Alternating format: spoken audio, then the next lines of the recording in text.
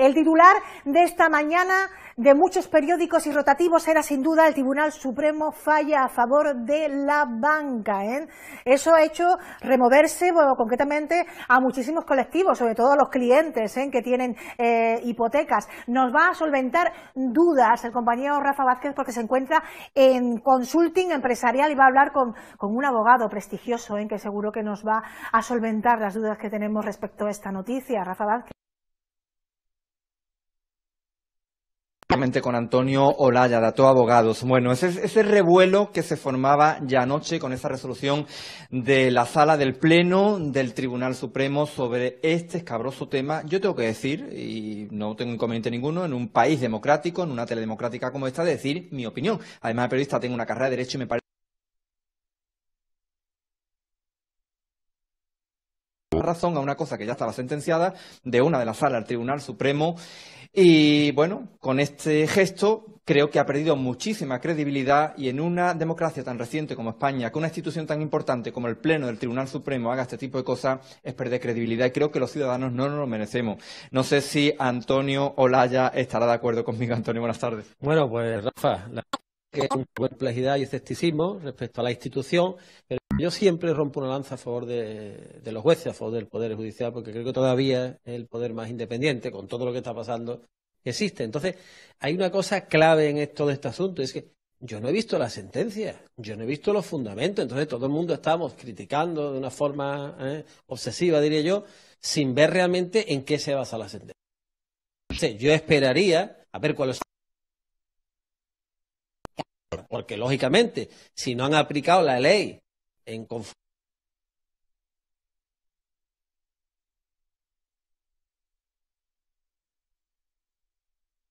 Sin duda es uno de los temas más interesantes que vamos a tratar en esta tarde de hoy. Yo les invito a los compañeros a que se vayan a otro lugar, incluso a las puertas de consulting empresarial, para seguir hablando de un tema realmente escabroso y que ha sido noticia en todos los medios de comunicación esta mañana. Concretamente los magazines de mañana se despertaban con esa noticia de ese fallo del Tribunal Supremo, que concretamente, bueno, pues fallaba a favor de la banca, cuando ya había una resolución que ya conocíamos el pasado mes de octubre. Como siempre, nos acercamos a Consulting Empresarial para solventar dudas en relación concretamente, bueno, pues a estos casos. De nuevo toma la palabra el compañero Rafa Vázquez, que se encuentra allí en Huelva capital, en Consulting Empresarial.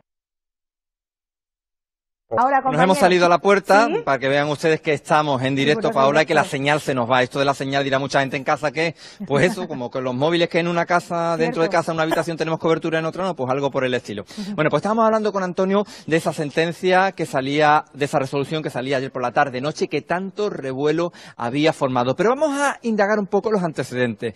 Una anterior sentencia, el 16 de octubre, Antonio, ¿qué decía exactamente? Sí, pero vuelvo a repetir, ayer no hay ninguna sentencia. Lo que hay es una nota informativa diciendo que le van a dar razón a los bancos, pero no hay ningún fundamento de derecho realmente. Entonces, volvamos al inicio. El inicio es que en diciembre de 2015 ya la Sala de lo Civil del Tribunal Supremo y decían que era el banco que tiene que pagar, porque el principal beneficiado de constituir el gravamen hipotecario era la entidad financiera. Luego ese Tribunal Supremo, Sala de lo Civil, en base a una sentencia del contencioso administrativo. Y ahora sí, el contencioso administrativo, el 16 de octubre, cuando ha vuelto a rectificar, ha dicho que era el banco y no el cliente. Y ahora el Pleno de la Sala ha sacado una nota informativa. No hay ninguna sentencia todavía del Pleno donde dice que va a ser el cliente, no el banco, el que tenga que pagarlo. Pero estamos hablando, Antonio, también de un hecho sin precedentes, ¿no? Sí, pero vuelvo a repetir. Hay que esperar, en mi opinión. ¿Por qué hay que esperar? ¿Por qué hay que esperar la sentencia? Porque ahora todos los partidos políticos, como hemos visto esta mañana, primero salió Casado, que iba a quitar el impuesto. ¿Te acuerdas? Estamos hablando que una de las medidas que íbamos a hacer era que la Junta, porque están delegados los impuestos a las comunidades, no es el Estado, pero los partidos políticos, vamos a quitar impuestos. Ya lo dijimos nosotros, que una medida para que no se pelearan clientes y bancos era que no se pagase el impuesto a la hora de, por ejemplo, comprarse la primera vivienda, como hacía en el País Vasco. Bueno, Casado, electoralista. El PSOE sale diciendo que va a hacer un decreto ley para pedir que se derogue el artículo 29 de la ley, por un decreto ley, derogar un decreto legislativo es complicado, pero básicamente hoy eso tampoco. ¿Por qué? Porque el artículo 29 de la ley dice lo mismo que el artículo 68 del primer párrafo, que dice exactamente: será sujeto pasivo el adquirente del bien o derecho y, en su defecto, las personas que insten o soliciten los documentos notariales o aquellos en cuyo interés se expidan.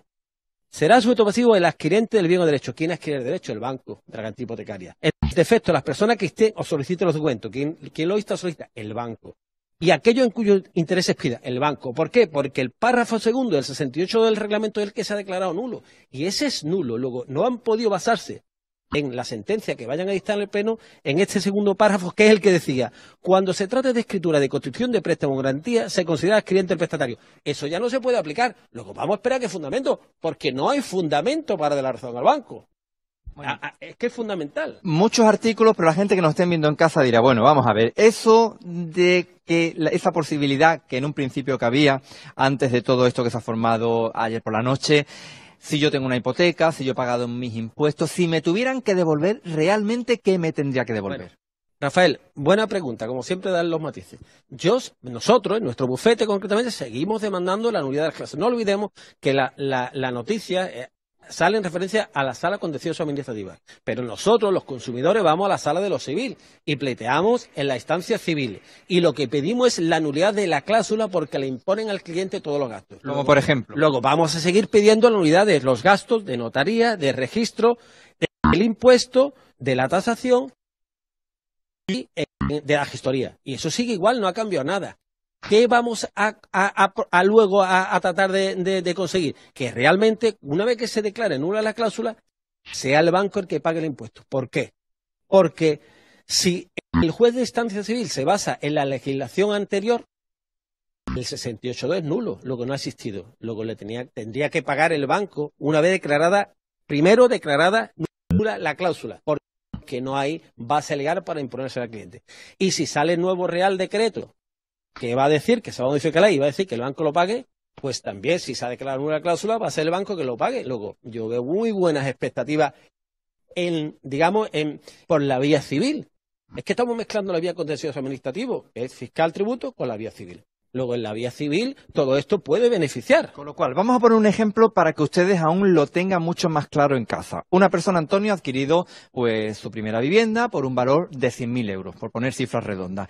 ¿Cuántos gastos acarrea esos 100.000 euros? Aproximadamente unos 3.000 euros, porque la mitad en Andalucía es el 1,5 de gastos jurídicos, no sobre el principal, sino sobre la responsabilidad hipotecaria, que puede ser 150, pues puede ser que haya pagado 1.500, 1.600, 1.800 euros de impuestos, más el resto de gastos, los 3.000 euros en notaría, registro, tasación. Esos 3.000 euros es lo que nosotros seguimos reclamando. Pero ojo, no reclamamos una cantidad, reclamamos la nulidad por la que todos esos gastos se le ponen al cliente. Y una vez que se consiga la nulidad de la cláusula es cuando podemos estar y decir, pues devuélvame, bien ejecución de sentencia, bien otro procedimiento, bien en un mecanismo legal que se arbitre para recuperar esas cantidades. Pero, fundamental, pedir la nulidad de la cláusula. Y eso mucha gente dirá en casa. A ver, ¿eso cómo funciona? Yo me voy a mi entidad bancaria, pido cita con el director y le digo, mire usted, que yo he pagado tanto, devuélvamelo. ¿Es tan fácil o no? No, efectivamente, Rafael, vuelves como siempre a darle la clave. Se estaba hablando del plazo de prescripción de 4 años. El plazo de prescripción de 4 años es cuando tú pides un ingreso individual a Hacienda, tú has pagado un impuesto y puedes pedir la devolución.